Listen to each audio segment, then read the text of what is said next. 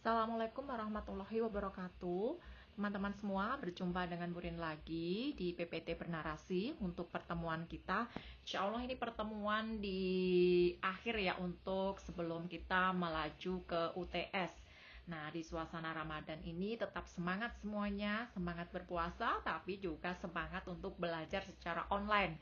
Kita akan belajar terkait komunikasi lagi, yaitu komunikasi terapeutik pada lanjut usia. Oke teman-teman semua, jadi sebagai pendahuluan ya kita akan mengawali nanti bagaimana cara berkomunikasi pada lansia. Kalau pasien kita lansia nanti tentu banyak sekali akan kita jumpai baik di rumah sakit maupun pada saat nanti Anda sudah di semester tingkat atas lagi itu ada nanti praktek Anda di misalkan bangsal, geriatri atau di panti Wreda. Nah, yang akan kita hadapi, akan kita rawat itu adalah semuanya pasien tentunya dengan usia lansia kalau yang di geriatri gitu ya dan panti Wreda. Nah ini kita akan bekali di awal bagaimana cara melakukan komunikasinya dengan lansia secara baik. Nah komunikasi yang baik ini akan sangat membantu dalam keterbatasan kapasitas fungsional, sosial, ekonomi, perilaku emosi yang labil pada pasien lanjut usia. Kalau Anda tahu pasien lansia itu tentu dengan segala penurunan fungsional sehingga dengan segala keterbatasan secara fungsional semuanya mengalami penurunan karena secara usia sudah banyak sekali ya terpakai dari usia mulai dari bayi sampai dengan dewasa kemudian ke lansia tentu banyak mengalami penurunan secara fungsional.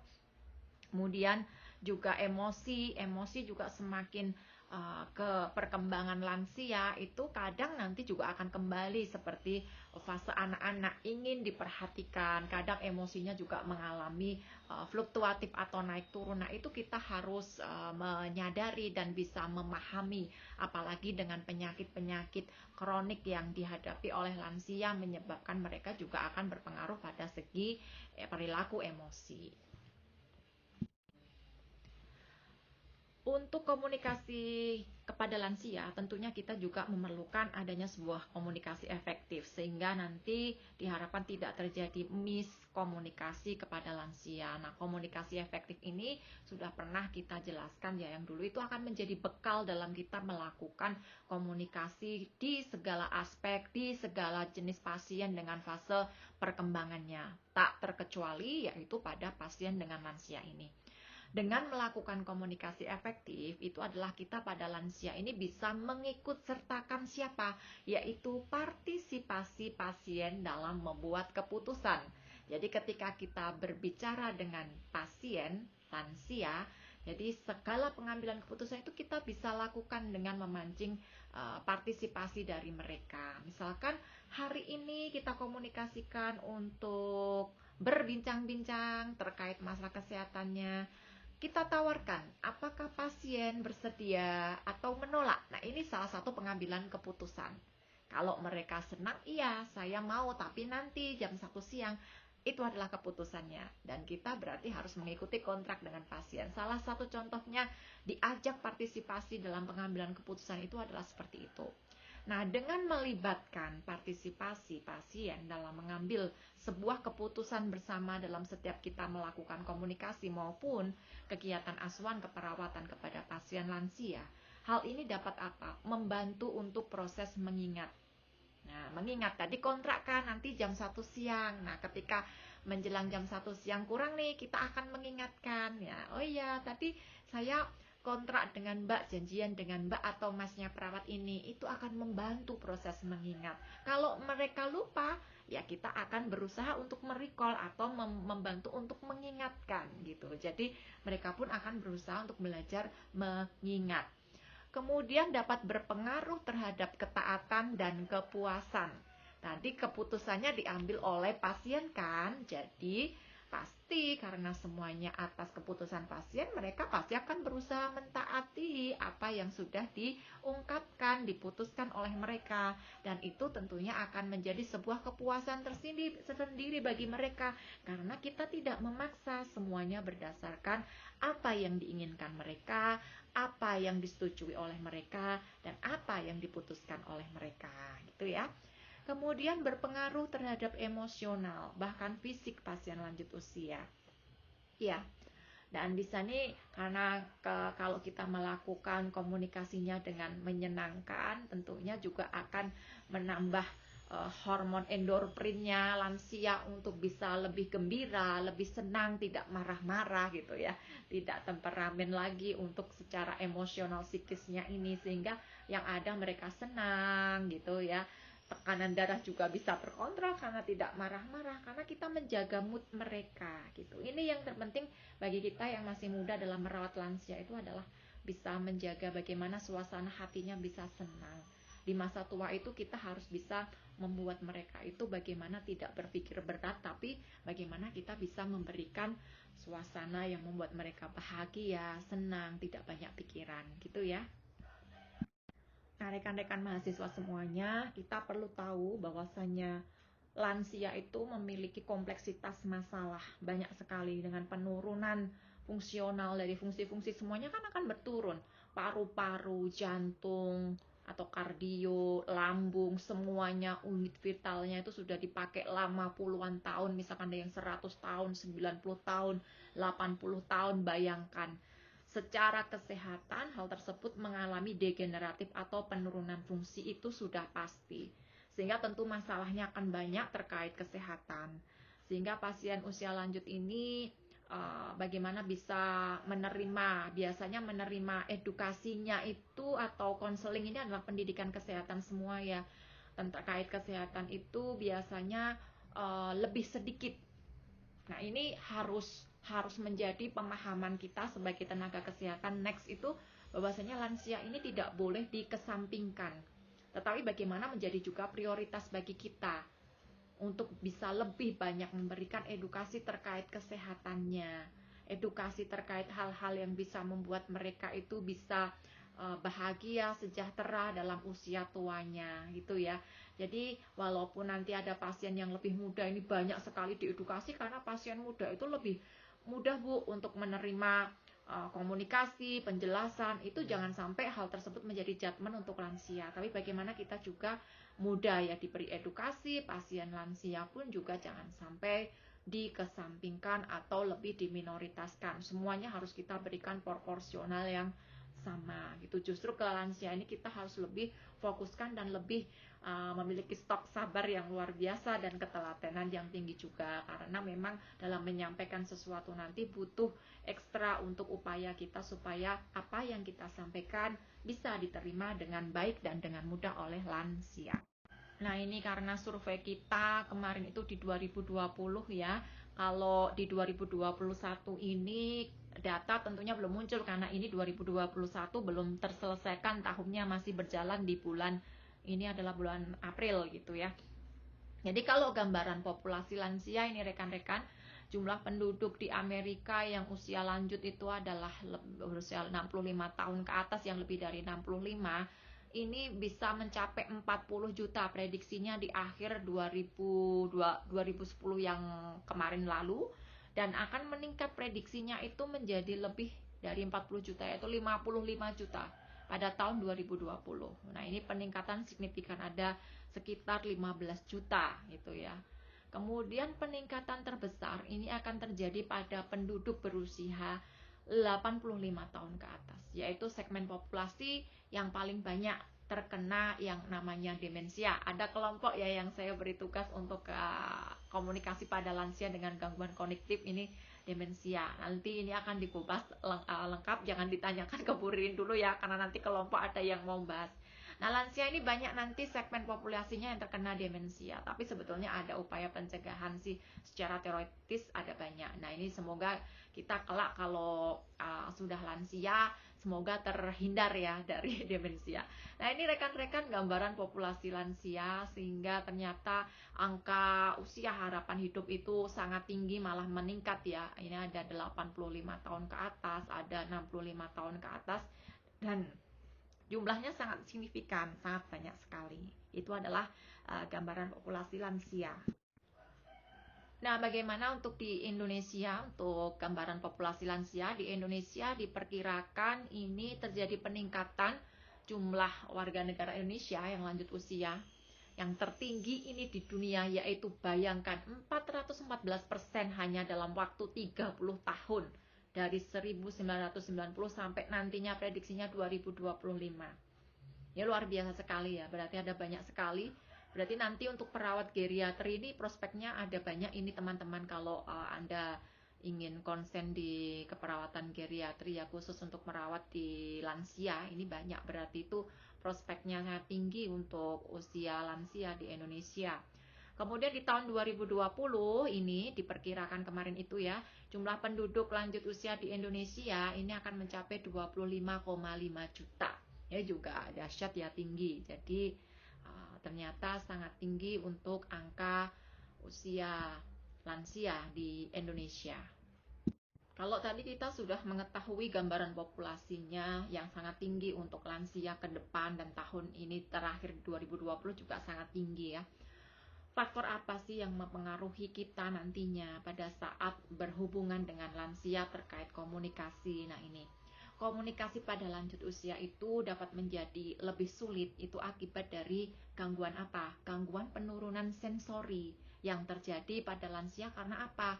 Terjadi penurunan itu karena terkait penambahan usia, dan juga di sana juga akan terjadi penurunan memori, gitu ya. Jadi inilah yang kadang membuat kita kesulitan untuk melakukan komunikasi. Ingatan menurun, berarti pada saat kita melakukan komunikasi harus sering mengulang, sering mengingatkan, walaupun nanti responnya juga mereka akan lupa lagi gitu ya. Jadi kita harus terima dengan sabar dan memperlakukan mereka, tidak kemudian kita emosi, malah yang emosi perawat ini malah kebalik gitu ya. Jadi kita harus sabar, karena kita sudah tahu secara teori itu memang semuanya mengalami penurunan untuk lansia.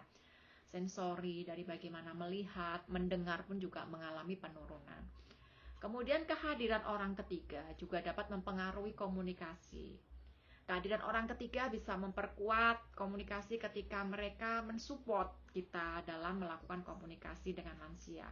Tetapi kehadiran orang ketiga bisa mempengaruhi komunikasi, menghambat apabila ternyata pada saat kita sabar memberikan komunikasi pada lansia, justru mereka yang emosi pada lansianya gitu ya. Jadi malah lansianya ini marah-marah justru kepada pihak ketiga yang notabene itu adalah keluarganya yang tidak sabar kepada mereka. Misalkan seperti itu. Jadi kehadiran orang ketiga ini mempengaruhi, baik bisa berdampak positif maupun negatif. Nah, pada komunikasi lansia ini, semoga nanti dengan adanya teori ini Anda sebagai tenaga kesehatan, calon tenaga kesehatan, tidak melupakan hal yang spesial ini ya. Terkadang keluarga maupun kita sebagai tenaga kesehatan itu melupakan atau tidak memperhatikan faktor-faktor atau hal-hal yang menghambat untuk tercapainya apa? Tercapainya komunikasi yang efektif pada pasien kita yang lanjut usia, sehingga menyebabkan apa? Interpretasi yang keliru, pemahaman yang keliru, terjadi apa? Miskomunikasi pada lansia. Jadi lansia itu juga secara psikologis itu mudah tersinggung kalau terjadi miskomunikasi, padahal sebetulnya arah komunikasi kita itu tidak mengarah seperti itu, tapi dipersepsikan berbeda. Nah ini yang harus kita kita hindari. Jadi menyampaikannya itu harus benar-benar sabar dalam memahamkan, sehingga persepsinya itu adalah sama. Karena salah persepsi mendengar bisa jadi nanti komunikasi yang ditangkap itu adalah beda gitu ya. Misalkan lansia terjadi gangguan pendengaran, penurunan. Anda berbicaranya keras, mereka mempersepsikannya beda. Anda keras itu supaya mereka mendengar, tapi dalam konteks persepsi mereka ini kurang ajar sekali, teriak-teriak, bentak-bentak saya. Nah itu, jadi sebetulnya bukan dengan teriak-teriak atau keras ya, kita cukup mendekatkan, kemudian kita perjelas mimik kita gitu ya, kemudian kata-kata kita agak pelan. Pelan itu bukan berarti pelan lembut, tapi kata-katanya tidak terlalu cepat dalam diungkapkan, sehingga terjadi sampai pahamnya sama. Kita klarifikasi ulang apa tadi yang disampaikan oleh saya, misalkan seperti itu, diulangi oleh pasien lansia sampai sama, jangan sampai langsung ditinggal ternyata persepsinya berbeda gitu ya. Nah, sekarang kita akan belajar tentang faktor yang mempengaruhi komunikasi pada pasien lanjut usia. Ini yang pertama adalah pasien lanjut usia itu sering hadir dengan masalah yang kompleks. Di awal tadi sudah dijelaskan Bu Ririn, dan beberapa keluhan utama. Dan ini biasanya keluhan utama ini dirasakan dan masalah yang kompleks ini dirasakan dalam waktu yang lebih lama. Nah, untuk setiap dekade kehidupan, ini nanti Anda masih muda ya, besok juga akan mengalami kita semua seperti ini. Dekade kehidupan setelah usia 40 tahun, pasien kemungkinan mengalami satu penyakit kronik baru. Bayangkan, setelah 40 tahun usia kita sudah kita pakai onderdil kita, organ-organ kita sudah kita pakai 40 tahun, kemungkinan akan mengalami satu penyakit kronik baru. Nah, sehingga pada lansia itu banyak sekali kan, kemudian banyak sakit ini, sakit itu gitu. Sehingga setelah 80 tahun, berarti tadi kan setiap 40 tahun ya kehidupan dekade, lansia akan memiliki 4 penyakit kronik gitu ya. Bayangkan ini. Nah, setelah 80 tahun ini, 80 ini usia yang tidak sedikit loh ya, banyak sekali tahunnya, puluhan tahun sampai 80 tahun tentu alat-alat organ vital sudah dipakai sebanyak ini tahun, sehingga banyak sekali penurunan. Ini adalah faktor mengaruhi komunikasi dengan masalah kompleks, penyakit, penurunan gitu ya. Ini juga akan berakibat bagaimana kita melakukan komunikasi dengan pasien. Dia merasakan sudah sakit, sudah nggak enak gitu ya. Pada saat dilakukan komunikasi tentu tidak seperti ketika kita melakukan komunikasi pada orang muda yang sakitnya hanya satu, tidak kompleks ya, tidak dengan komplikasi yang lain, tentu akan berbeda. Nah, ini akan berpengaruh pada komunikasi kita. Tentunya kita harus memberi motivasi, selalu memberi semangat, selalu membahagiakan mereka gitu ya. Untuk komunikasi kita isinya itu membuat mereka cheerful setiap hari. Untuk faktor yang selanjutnya, ini ada pasien lanjut usia, umumnya memang lebih sedikit bertanya dan menunggu untuk ditanya ya teman-teman. Jadi di sini jangan disamakan dengan pasien kita yang anak muda, remaja, kemudian anak usia sekolah yang sangat aktif, ketika kadang kita belum bertanya saja malah mereka sudah melakukan banyak pertanyaan pada saat melakukan komunikasi dengan kita. Lansia dengan berbagai penurunan persepsi sensori ini tentunya berbeda. Ternyata banyak menunggu untuk ditanya, sehingga kita harus tahu ini ya, sehingga kita aktif untuk melakukan mengawali komunikasi, kemudian mengawali untuk menanyakan sesuatu terkait apa yang dirasakan dan hal-hal lain yang akan kita komunikasikan pada pasien. Kemudian hambatan yang lain adalah ageisme lazim dijumpai pada perawatan kesehatan dan secara tidak sengaja berperan terhadap buruknya komunikasi dengan pasien lanjut usia. Apa ini ageism? Ageism ini adalah bahwasanya kita itu melakukan stereotip atau diskriminasi atau ini ya, karena dia lansia, jadi kita memandang mereka itu adalah nanti minoritas gitu ya, jadi kita akan lebih prioritaskan yang lebih muda. Nah, ini pandangan seperti ini sangat buruk ini terjadi pada perawatan ya, jangan sampai dilakukan. Kita semua pasien adalah sama, harus diperlakukan sama, tidak boleh ada diskriminasi. Kalau kita tadi sudah belajar tentang faktor yang mempengaruhi komunikasi pada lanjut usia, nah sekarang kita saatnya akan belajar terkait teknik umum untuk berkomunikasi dengan pasien lanjut usia. Ada beberapa faktor umum yang akan kita pelajari pada saat nanti bagaimana sih teknik kita melakukan komunikasi pada lanjut usia. Nanti akan kita jelaskan secara satu per satu gitu ya. Yang pertama tekniknya adalah tunjukkan rasa hormat dan empati. Ya, yang kedua, pastikan bahwa pasien didengar dan dipahami. Kemudian yang ketiga, hindari ageism. Kemudian yang keempat, kita harus mengenal kultur dan budaya pasien lansia.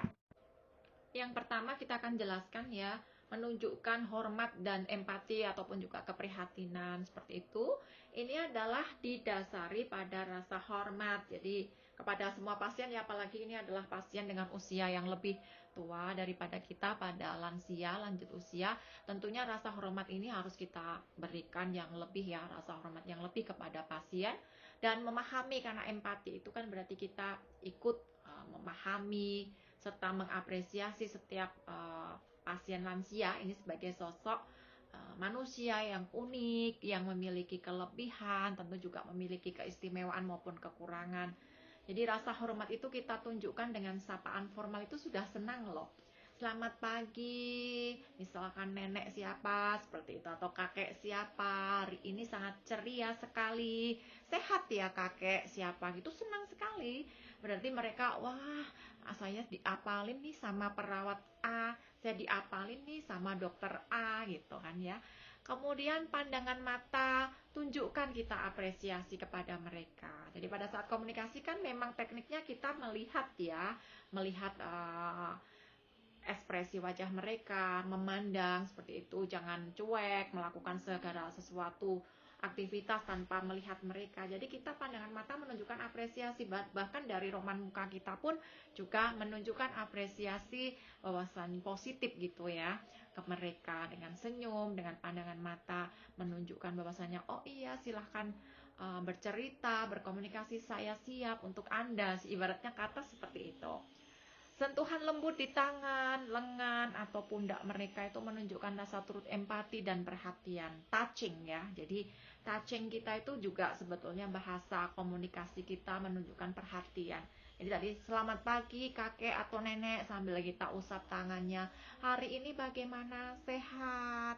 Luar biasa ya kakek nenek, cerah ceria hari ini. Wah sekarang senyumnya sangat cerah. Nah seperti itu sambil di touching itu juga merupakan rasa hormat dan empati kita kepada mereka. Nanti bisa diterapkan ya rekan-rekan semua. Kalau di rumah juga ada lansia, bisa nih diterapkan. Dan nanti juga sebagai awalan ketika nanti sudah di rumah sakit, apalagi lebih maksimalkan gitu ya. Teknik yang selanjutnya tadi, yang kedua adalah memastikan bahwa pasien itu didengar dan dipahami. Nah ini tidak banyak orang-orang yang mau mendengar dan memahami, karena sekarang itu banyak orang yang autis. Autis ternyata tidak hanya penyakit di anak gitu ya, banyak anak yang autis, tapi orang dewasa sekarang terpapar dengan gadget itu semuanya banyak yang autis. Dengan apa? Mereka tidak mau lagi komunikasi dengan melihat, mendengar, memahami gitu kan ya. Semuanya pusing dengan gadgetnya sendiri-sendiri gitu ya, autis dengan dunianya sendiri. Nah ini harus kita hindarkan. Kalau di konteks yang teknis ini memastikan bahwa pasien itu harus didengar dan dipahami dengan apa? Mempertahankan langkah yang tidak tergesa-gesa, dan mendengarkan adalah kunci komunikasi efektif antara kita sebagai perawat dengan pasien lanjut usia dan pasien dengan dimensi usia manapun, dengan setiap orang. Nah ini pastikan bahwasanya kita harus meletakkan ego kita, kesibukan kita. Pada saat kita sudah meniatkan diri untuk berkomunikasi, apalagi ini dengan lansia, ya kita tidak boleh cuek, kita tidak boleh dengan dunia kita sendiri, dengan kesibukan sendiri gitu ya. Kita harus benar-benar hadir, ada, dengar gitu ya. Dengarkan dengan sabar. Itu sudah sebuah obat bagi pasien lansia loh. Karena mereka itu inginnya dipahami, diperhatikan. Itu sudah membuat mereka senang, dan ini kunci komunikasi efektif. Dengarkan supaya apa yang mereka ungkapkan itu dapat Anda pahami dengan baik dan benar. Dan demikian juga bukan jenengan ketika sebagai perawat berkomunikasi juga ingin didengarkan dan ingin dipahami, maka lakukan itu untuk pasien Anda gitu. Kemudian teknik yang selanjutnya mempertahankan langkah yang tidak tergesa-gesa, yaitu membiarkan pasien lanjut usia ini untuk berbicara beberapa menit tentang masalahnya, mengungkapkan apa unek-uneknya yang ingin disampaikan, apa yang dirasakan, tanpa interupsi. Ingat ya, interupsi kemarin ada yang tanya di kelas berapa itu ya, interupsi itu adalah memotong pada saat memotong pembicaraan ini ya, memotong pembicaraan pada saat si lansia atau pasien lansia kita sedang berkomunikasi. Jadi biarkan mereka berkomunikasi itu sampai selesai, jangan dipotong di tengah-tengah atau diinterupsi di tengah-tengah. Nah, akan memberikan lebih banyak informasi kalau kita tanpa menginterupsi. Jadi biarkan mereka berbicara dengan sepuas-puasnya untuk mengungkapkan semua masalah kesehatan, masalah hidupnya, silahkan. Setelah selesai baru nanti kita berikan penguatan, feedback seperti itu. Ini jadi mempertahankan langkah yang tidak tergesa-gesa itu, kita harus bisa menghandling diri kita, punya rem untuk tidak bertanya, tidak memotong pembicaraan sebelum pasien kita yang lansia ini selesai mengutarakan atau berbicara atau berkomunikasi dengan baik dan selesai gitu ya. Kemudian yang mempertahankan langkah yang tidak tergesa-gesa lainnya adalah berbicaralah pelan, jelas dan keras tanpa berteriak. Yang dijelaskan Rudi di depan tadi ya, pelan itu bukan lembut suaranya, enggak ya. Maksudnya pelan itu kata-katanya jangan terlalu seperti kereta api yang melaju gitu ya, cepat ya. Pelan, jelas dan keras tanpa berteriak. Karena keras itu tidak harus dengan berteriak-teriak, dengan penekanan intonasi yang agak sedikit keras gitu kan, tidak berteriak gitu ya. Menggunakan bahasa kalimat yang singkat dan sederhana. Ingat, lansia itu penurunan persepsi dan sensori dan sebagainya ya, dengan relatif fungsional juga. Sehingga gunakan kalimat-kalimat yang singkat dan sederhana, mudah dipahami gitu ya. Karena pasien lanjut usia ini umumnya lebih sedikit bertanya tadi, tapi menunggu untuk ditanya. Kemudian teknik yang keempat, yang terakhir ya, mengenal kultur dan budaya. Nah, mengenal latar belakang budaya atau kultur dan budaya pasien ini akan mempengaruhi persepsi pasien lansia terhadap baik dan berkualitasnya pelayanan kesehatan yang diberikan tenaga kesehatan. Nah, ini keperawatan transkultural yang kapan ya dulu, jenengan ini semester 2 ya. Transkultural ini semester 1 dulu itu kan sudah pernah Budin berikan ya. Ini terkait dengan bagaimana budaya pasien, nilainya bagaimana. Budayanya juga terkait bahasa. Lansia ini bahasanya yang digunakan sehari-hari apa? Oh, bahasa Jawa. Nah, kita harus tahu. Ternyata dia nanti pasti akan mudah diajak komunikasi dan mudah memahaminya dengan bahasa Jawa. Ternyata nilai value-nya dia ini sangat agamis gitu ya. Dia harus memakai hijab misalkan yang perempuan, kalau yang laki-laki harus pakai peci, ya kita harus turuti gitu ya. Itu berarti nilai value-nya beliau. Ketika nanti sudah azan, mereka pasti tidak mau berkomunikasi dan inginnya langsung dipandu untuk sholat. Ya kita harus mengerti budaya nilai value-nya. Belum lagi ini kalau pasiennya orang luar Jawa, pasiennya orang luar negeri, lansia, ya kita harus tahu budaya mereka. Ternyata mereka makannya tidak nasi misalkan. Kita harus tahu dari mana taunya komunikasi dengan mereka. Pakai bahasanya bahasa asing, bahasa Inggris tentunya harus bisa juga gitu ya. Ternyata pasiennya orang Papua, bahasanya nah itu ya, kita harus juga belajar. Ketika kita di Papua berarti kita harus belajar bahasa Papua ketika kita misalkan di sana loh ya. Nah, ini multi talent sekali untuk seorang perawat itu harus mempelajari budaya-budaya juga ketika kita diterjunkan di mana tempat kita berada. Nah, sekarang ada strategi umum tambahan untuk memperbaiki komunikasi kita pada lansia, yaitu Anda harus melajari dahulu datanya pasien sebelum perjanjian untuk bertemu. Jadi di sini kita bisa mempelajari status pasien dulu. Sebetulnya pasien itu dengan diagnosa medis apa, masalah keperawatannya apa, seperti itu ya. Permasalahan kesehatannya apa, kita sudah tahu semua. Kemudian ini kenapa harus dipelajari datanya terlebih dahulu? Karena pasien lanjut usia itu khas memiliki berbagai masalah kesehatan yang kompleks. Jadi di awal kita sudah tahu gambaran secara lengkap dan umumnya tentang status kesehatan pasien dulu. Kemudian selanjutnya adalah kita meminta pasien untuk dapat menceritakan keluhannya hanya sekali. Ingat ini ya, kadang mereka nanti juga akan lelah, bosan, kemudian frustasi juga karena Pak mahasiswa praktek ini nanya masalah yang sama, perawat nanya sama, dokter nanya sama, dan sebagainya gitu ya. Jadi diharapkan tidak banyak yang menanyakan hal yang sama gitu ya. Kadang pasien itu nanti juga pinter kok. Ini nanyanya sama ya seperti perawat yang tadi seperti itu. Nah, ini perlu komunikasi juga dengan mbaknya perawat. Misalkan saya akan melakukan pengkajian kepada pasien lansia tersebut, misalnya seperti itu. Jadi hanya satu kali saja pasiennya nanti akan menceritakan masalahnya. Jadi dari data Anda bisa juga nanti disampaikan ke perawat untuk dijadikan data pada dokumen pengkajian pasien lansia tersebut. Jadi hanya menceritakan keluhannya sekali ya untuk meminimaliskan ini tadi frustasi, kelelahan, kebosanan dan penolakan dari pasien ya, karena diperlakukan sama, dimintain hal yang sama seperti itu. Kemudian untuk hambatan-hambatan komunikasi pada lansia, ini ternyata kan seperti kita jelaskan di depan tadi ya. Yang pertama, pasien itu memang dengan defisit sensorik, pasien itu lansia dengan demensia, dan pasien ini yang ditemani oleh orang ketiga. Tadi sudah kita jelaskan di atas, kita hanya perlu untuk memperkuatnya nanti. Nah, dengan hambatan sensorik, ini saya contohkan kalau pasiennya luar negeri ya, karena kita juga arahannya adalah go internasional. Bagaimana nanti kalau Anda menghadapi pasien-pasien luar negeri yang ada di Indonesia, pasien-pasien asing, Anda juga harus siap loh ya.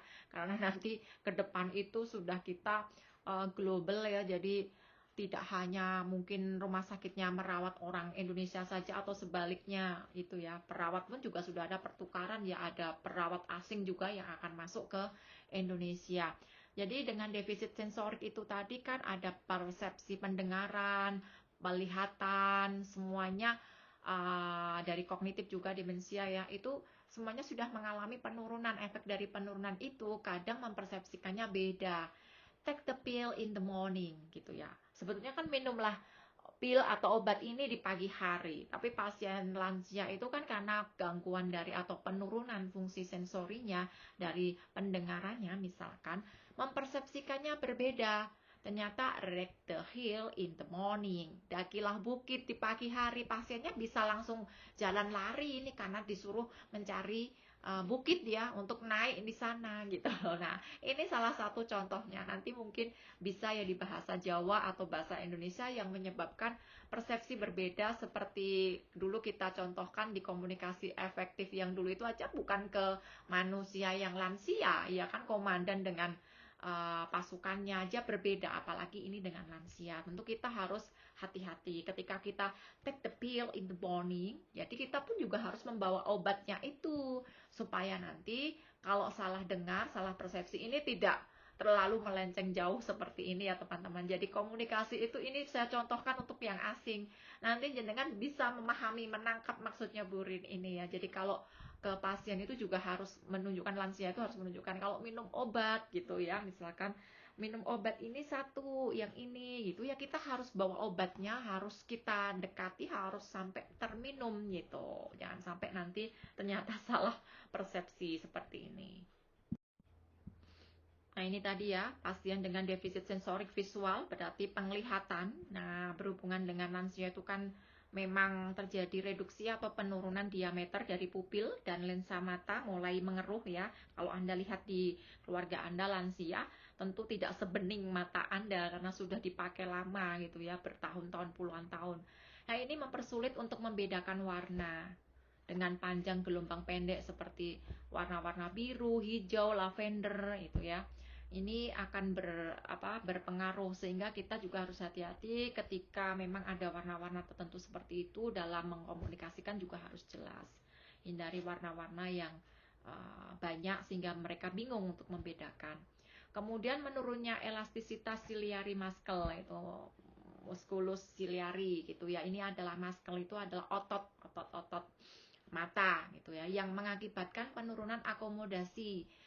Akomodasi itu menyembung dan memipih dari lensa mata kita ketika bahan cetakan dipegang di berbagai jarak. Misalkan bahan atau barang atau benda dipegang di berbagai jarak, agak jauh sedikit mungkin nanti tidak terlihat, misalkan seperti itu. Terlalu dekat juga tidak terlalu jelas, misalkan seperti itu. Kita harus memahami ini. Jadi kita harus tanyakan. Tadi kan lansia lebih cenderung untuk ditanya, bukan untuk minta untuk bertanya. Jadi ketika kita membawakan sesuatu, ini adalah misalkan barang apa, ini adalah makanannya nenek atau kakek, ini piringnya, ini lauknya apa ini kakek, bisa dilihat tidak, misalkan seperti itu. Ini lauknya ada misalnya ikan, ada ini. Nah, biarkan nanti mereka menjawab, oh ya, oh saya nggak kelihatan mana piringnya, mana lauknya. Nah, seperti itu baru kita akan dekatkan gitu ya. Jadi harus dengan klarifikasi ulang juga. Ini masih kelanjutan pasien dengan defisit sensori visual.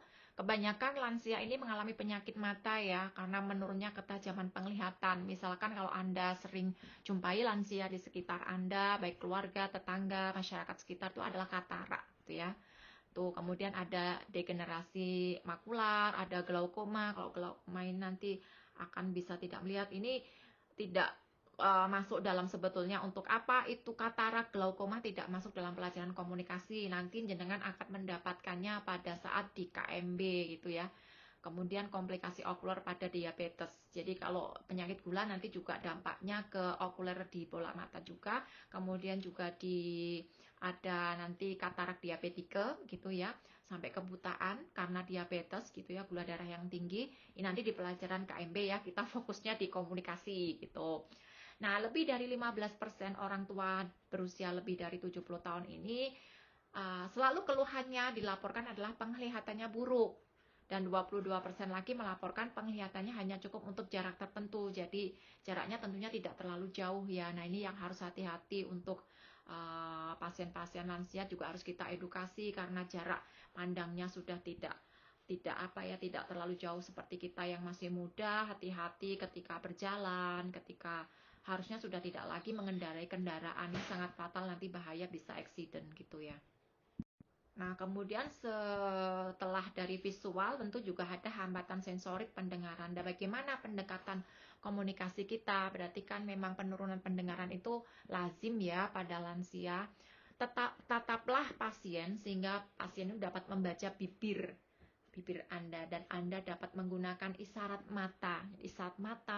bibir, kata-katanya. Makanya tidak terlalu cepat-cepat tadi adalah supaya bibir Anda berkata apa itu juga jelas gitu. Meminimalkan kebisingan karena sudah mengalami penurunan pendengaran. Tolong jaga situasi kondisi pada saat Anda melakukan komunikasi dengan lansia ya, dikondisikan untuk tidak terlalu bising, tidak terlalu noisy, rame seperti itu, supaya lansia nanti juga enak bisa menangkap apa yang Anda komunikasikan, dan Anda juga bisa melakukan komunikasi secara afektif dengan lansia. Berbicara perlahan, jelas, dalam nada yang normal, tidak berteriak-teriak seperti membentak gitu ya, karena berteriak akan menghambat komunikasi. Jadi mengubah nada berfrekuensi tinggi dan mempersulit pasien untuk memahami kata-kata Anda ketika kita berteriak-teriak dengan frekuensi tinggi. Jadi kesannya juga pasti ekspresi kita seperti membentak gitu ya. Jadi pasien nanti pasti juga akan berpengaruh terhadap psikisnya. Mereka merasa kita itu kok galak bener gitu ya, membentak-bentak mereka, padahal tidak seperti itu. Jadi seperti di awal tadi, jelas, pelan, tidak terlalu cepat, seperti itu, bukan berteriak atau membentak. Untuk gangguan sensori pendengaran pada lansia lagi, untuk pendekatan komunikasinya adalah ketika kita memberikan instruksi atau misalkan meminta untuk lansia melakukan sesuatu, misalkan untuk pengobatan atau medikasi, ataupun untuk tes kesehatan, ataupun pengobatan, hindari untuk bertanya kepada pasien apakah dia mengerti, seperti itu. Hindari ya bertanya pada pasien apakah dia mengerti. Jadi ketika kita hanya mengerti, dia pasti cuma jawab apa? Iya, mengerti. Jadi hati-hati. Jadi bukan pertanyaan tutup apakah Anda mengerti gitu, jangan. Nah, ini nanti dilakukan seperti ini. Coba diulangi Bu, tadi apa? Dilakukan seperti apa? Seperti itu. Jadi supaya nanti instruksinya itu benar-benar dia pahami. Kalau cuma pertanyaan tertutup, sudah paham, mengerti? Ya, tidak. Kita tidak tahu, ternyata berbohong. Misalkan ternyata sebetulnya belum belum paham. Ini tidak hanya pada lansia juga ya, pada kita semua, hindari pertanyaan tertutup supaya kalau diklarifikasi sudah jelas atau belum juga kita tahu gitu. Kemudian orang dengan gangguan atau penurunan pendengaran pada lansia ini juga akan menjawab ya tanpa menyadari. Nah, ini tadi yang sudah jelaskan Bu Rin. Tanpa menyadari bahwa mereka itu sebetulnya belum mendengar dan belum memahami apapun itu yang sudah kita jelaskan. Jadi hindari pertanyaan tertutup seperti contoh di atas tadi untuk lansia ya. Nah, pendekatan yang selanjutnya untuk gangguan sensorik pendengaran pada lansia, ini tadi yang sudah Burin jelaskan di awal. Akan lebih baik pendekatannya kalau untuk mengecek pemahaman apa yang kita komunikasikan pada pasien lansia itu sudah dipahami atau belum, adalah dengan meminta pasien untuk mengulangi instruksi. Sudah Burin contohkan di depan tadi ya. Kalau misalkan coba ini tangannya misalkan yang sebelah kanan untuk ditekuk, kemudian diluruskan ya kek gitu ya. Nah, sekarang Coba diulangi lagi tadi gerakan pertamanya, diapakan tangannya. Nah, itu misalkan seperti itu. Jadi bukan sudah paham? Iya, tidak. Nah, seperti itu jangan ya. Tapi mereka nanti bagaimana paham tidak dengan instruksi kita. Kemudian jika tersedia, ada sebetulnya alat khusus ya kalau lansia dengan misalkan sudah penurunan pendengaran, ada alat pengeras suara khusus. Jadi bukan toa seperti itu, bukan ya, ada khusus untuk lansia ataupun untuk pasien-pasien dengan gangguan pendengaran. Ini memudahkan juga komunikasi dengan pasien yang mengalami gangguan pendengaran, sehingga kita tidak usah nanti terlalu kesulitan dalam melakukan komunikasi pada pasien lansia dengan gangguan atau penurunan pendengaran. Kemudian untuk pendekatan komunikasi pada gangguan sensorik, kembali lagi ya, visual. Ingat ya, visual ini yang penglihatan. Lingkungan klinik dapat diperbaiki dengan memperbanyak pencahayaan juga teman-teman. Jadi di sana nanti ini tambahan ya untuk yang visual, bisa diperbaiki pencahayaan karena tadi kan memang lansia itu daya untuk penglihatan jaraknya sudah sangat berbeda dengan kita, terbatas ya. Kemudian menggunakan warna-warna kontras untuk membuat objek lebih jelas.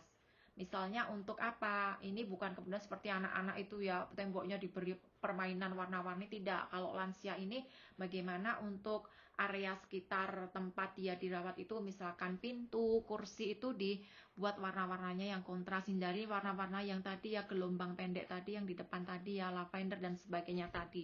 Nah, kerangka pintu maupun kursi ini harus jelas supaya nanti menghindari pada saat mereka memandang ternyata di situ ada kursi, tidak tahu ditabrak, jatuh seperti itu. Untuk menghindari insiden-insiden yang tidak kita inginkan.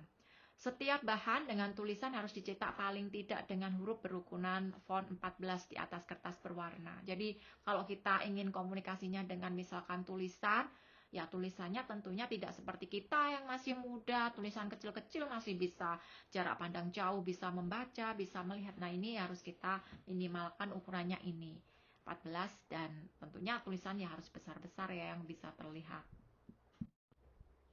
Kemudian untuk sensorik visual, pendekatan komunikasinya juga pasien lanjut usia biasanya meletakkan obatnya dalam satu wadah dan tergantung pada satu warna untuk mengenalinya. Nah, ini perlu kita ketahui, jadi warna apa yang tadi mudah dikenali oleh lansia, itu kita setting seperti itu supaya dia ingat wadahnya untuk meletakkan obat. Oh, ini obat, warnanya ini, seperti itu. Banyak obat yang berwarna putih kan, atau biru muda, hijau muda, yang akan terlihat berwarna abu-abu oleh mata pasien kita yang sudah menua atau lansia, teman-teman. Tidak seperti kita ya, yang masih jernih, kinclong, melihat warna-warna semuanya masih dengan ya aman, terkendali, kecuali yang buta warna. Itu ya, kalau orang kesehatan tidak boleh ini buta warna. Nah, semuanya setelah menua akan terlihat redup abu-abu semuanya, entah itu warna putih, biru muda, hijau. Ini hati-hati, sehingga perlu dipisahkan untuk obat-obatan ini dengan baik, dan memang perlu pendampingan ketika minum obat. Tidak bisa disendirikan tanpa pengawasan dari orang terdekat, keluarga maupun petugas kesehatan. Takutnya apa? Semua obatnya sama di hadapan beliaunya untuk warnanya. Nanti kalau diminum mana yang 2x1, 3x1 bisa diminum semua, fatal akibatnya, bisa overdose dan hal-hal yang tidak diinginkan, membahayakan jiwa mereka. Untuk warna merah, oranye, kuning ini paling banyak dilihat dan dapat dipilih sebagai warna pembeda. Ini warna-warna yang kontras tadi ya, yang bisa dilihat. Ini bisa dipakai untuk lansia. Nah, alhamdulillah teman-teman semuanya, rekan-rekan mahasiswa, kita sudah selesai untuk mempelajari bagaimana komunikasi terapeutik pada pasien lansia. Ingat, kita harus banyak sabar, banyak telaten, kemudian harus menguasai strategi maupun teknik untuk melakukan komunikasi pada lansia yang sudah dengan berbagai penurunan baik fungsional, sensorik, kemudian sensorik ini bisa visual, kemudian pendengaran dan sebagainya. Dan banyak kompleksitas penyakit-penyakit kronik yang juga akan dialami oleh lansia. Butuh kesabaran dan intent dalam pendekatan kepada mereka, hindari ageism atau stereotipik untuk memandang mereka lebih minoritas, lebih nanti dulu, atau lebih didiskriminatif. Itu harus dihindari. Justru mereka butuh perhatian yang lebih dalam kita melakukan pendekatan komunikasi ya teman-teman. Dan perlu diingat bahwasanya Anda muda pasti juga nanti akan melalui fase untuk menuju kepada usia tua maupun lansia. Jadi, mari kita perlakukan mereka dengan sebaik-baiknya agar kita ketika nanti lansia pun juga akan diperlakukan dengan sangat baik juga. Sama seperti kita memperlakukan pasien-pasien kita lansia nanti maupun keluarga kita. Gitu ya. Tetap semangat semuanya, semangat juga untuk berpuasa. Semoga dilancarkan pada saat melakukan ibadah puasa di bulan Ramadan ini. Mohon maaf apabila ada salah kurang. Wassalamualaikum warahmatullahi wabarakatuh.